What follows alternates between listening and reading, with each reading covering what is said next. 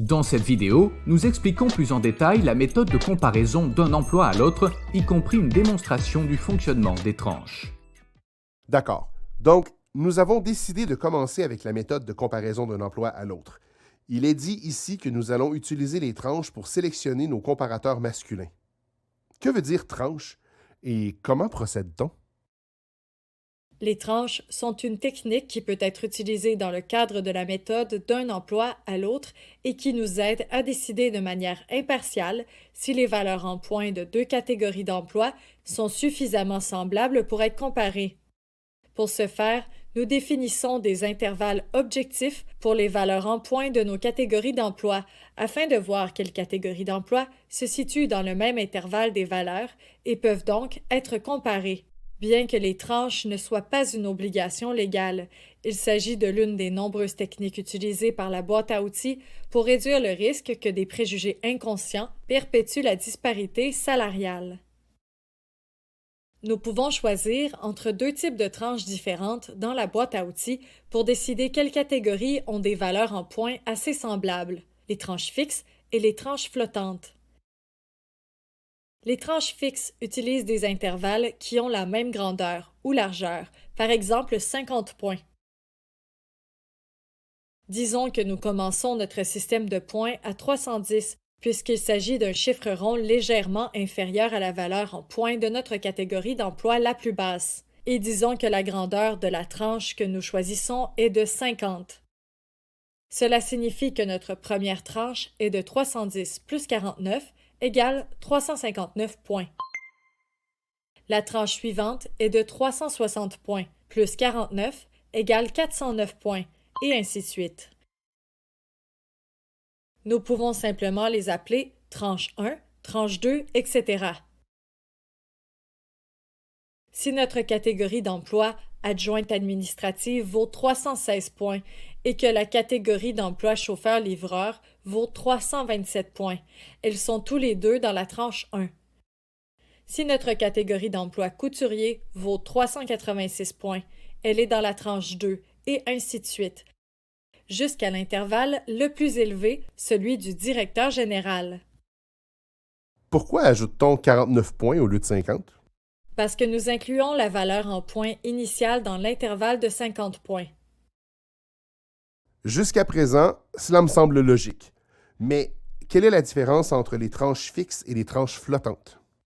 Les tranches fixes restent statiques et nous faisons correspondre nos catégories d'emploi aux tranches en faisant correspondre la valeur en points de chaque catégorie à une tranche. Les tranches flottantes sont presque l'inverse. Nous fixons toujours une largeur des tranches constante, par exemple 50 points, mais l'intervalle est mesuré par rapport à la valeur en points de chaque catégorie d'emploi à prédominance féminine. Par exemple, étant donné que la valeur en points de la catégorie d'emploi adjointe administrative est de 316, la tranche flottante serait 316 moins 50 égale 266 à 316 plus 50 égale 366. En d'autres termes, la tranche flotte de 50 points au-dessus et au-dessous de la valeur en points de 316 de cette catégorie d'emploi. Ainsi, une tranche flottante de 50 points représente en fait 100 points au total. Nous voyons maintenant que le chauffeur-livreur avec 327 points se situe entre 266 et 366 points et que les deux postes se trouvent donc dans la tranche 1. La tranche 2 est comparée à la valeur en points de la catégorie d'emploi à prédominance féminine suivante, celle de couturière, dont l'étape 3 nous a montré qu'elle avait une valeur en points de 386. Par conséquent, l'intervalle de la tranche 2 correspond à 386 moins 50 égale 336 et se termine à 386 plus 50 égale 436. Par conséquent, nous pouvons voir que la catégorie d'emploi vendeur en ligne, avec ses 426 points, est un comparateur masculin potentiel. Comment choisir entre les tranches fixes et flottantes?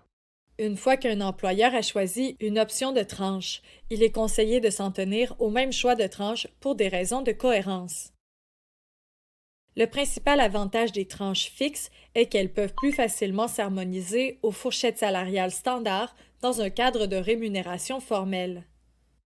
L'inconvénient des tranches fixes est qu'elles peuvent parfois conduire à des comparateurs apparemment arbitraires.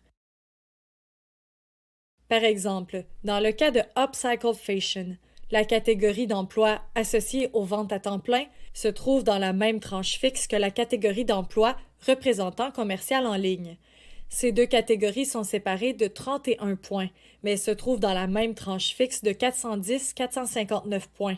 Étant donné que le taux de catégorie de la catégorie d'emploi associée aux ventes à temps plein est plus élevé que celui du comparateur masculin dans la même tranche fixe, aucun rajustement d'équité salariale n'est dû à personne dans la catégorie d'emploi associée aux ventes à temps plein.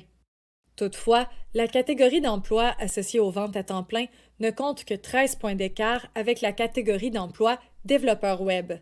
Mais comme la catégorie d'emploi développeur web se trouve dans la tranche fixe immédiatement supérieure, elle n'est pas comparée à la catégorie d'emploi associée aux ventes à temps plein.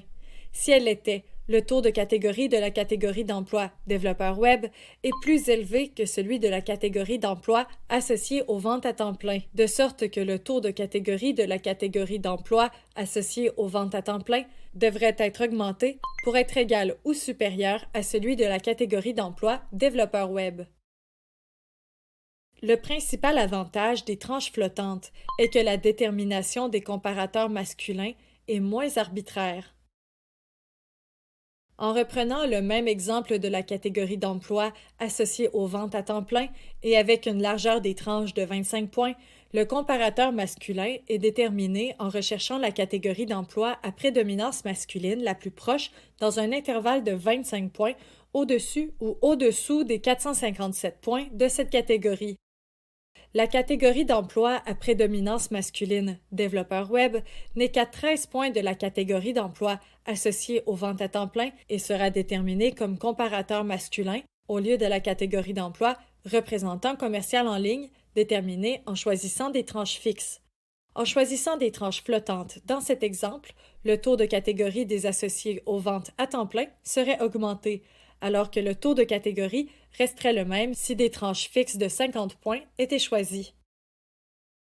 Vous pouvez utiliser la boîte à outils pour expérimenter les différentes options des tranches pour voir si une option vous fournit plus d'options de comparaison qu'une autre ou si la largeur de vos tranches fixes s'harmonise bien au groupe naturel de vos catégories d'emploi. Vous pouvez même sauvegarder vos différentes expériences pour les consulter ultérieurement. Veillez simplement à donner à chaque expérience un nom de fichier clair afin de pouvoir les distinguer de votre véritable analyse d'équité salariale. C'est important de garder cela à l'esprit. Maintenant, comment choisir la bonne largeur des tranches en utilisant cette boîte à outils? Nous devons examiner les valeurs en points de l'étape 3 et simplement utiliser notre propre jugement pour déterminer la taille de la tranche qui a le plus de sens pour nous en tant qu'organisation. Nous voulons qu'elle soit suffisamment petite pour que les comparateurs soient aussi proches en valeur que possible, mais suffisamment grande pour trouver des comparateurs masculins potentiels. Dans notre cas, il semble que 50 soit un intervalle raisonnable pour nos tranches fixes. Cette vidéo présente un scénario d'entreprise hypothétique. Elle est fournie à titre d'information uniquement et a pour but d'aider les employeurs à se conformer à la loi sur l'équité salariale. Elle ne doit pas être interprétée ou considérée comme un avis juridique, n'est pas garantie comme étant complète et exacte et peut être modifiée sans préavis. Elle ne limite pas les agents de révision ou le bureau de l'équité salariale dans leur interprétation et leur détermination des questions en vertu de la loi.